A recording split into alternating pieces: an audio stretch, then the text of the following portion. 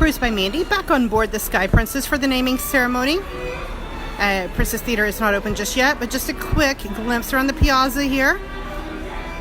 No passengers are on board yet. They will be coming later. They did delay their arrivals for today, but just a beautiful view here. Got the music going on.